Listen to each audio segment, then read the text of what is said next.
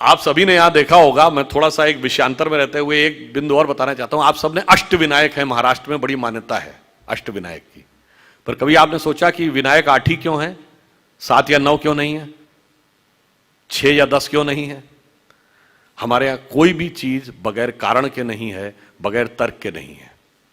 अच्छा, कभी आपने सोचा कि भगवान गणेश का शरीर मनुष्य का है और सर हाथी का क्यों है, और उनका सर काटा क्यों गया? सर हाथी का क्यों है, सवारी चूहे की क्यों है?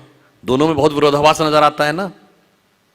और उसके बाद यदि हाथी का सर है तो उनको एक दंत क्यों कहा गया?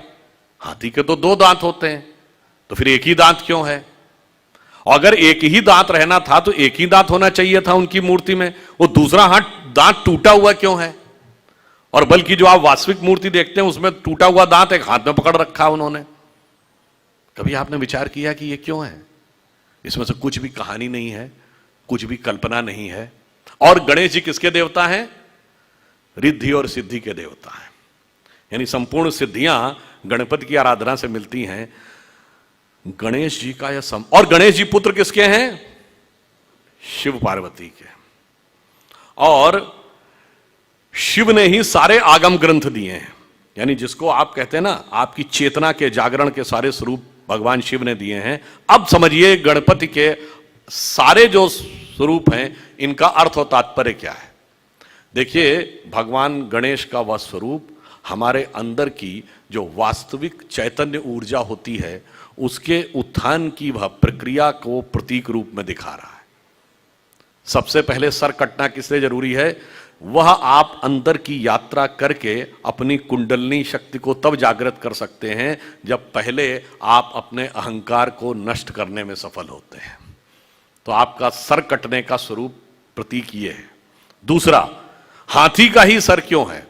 क्योंकि हाथी की जो सूंड है, और आपने देखा होगा हमेशा गणपति की सूंड इस दिशा में यूं है, कभी ऐसे नहीं है। क्यों?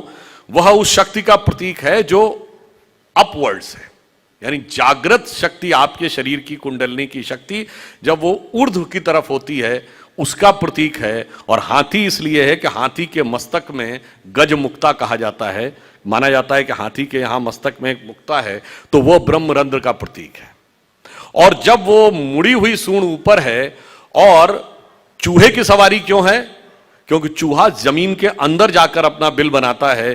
तो जब आप एकाग्र चित्त होकर अपने अंदर की यात्रा में उतरते हैं तभी जाके आप इस शक्ति को पहचान पाते हैं और उस शक्ति को ऊपर उठाने का सामर्थ्य पा पाते हैं।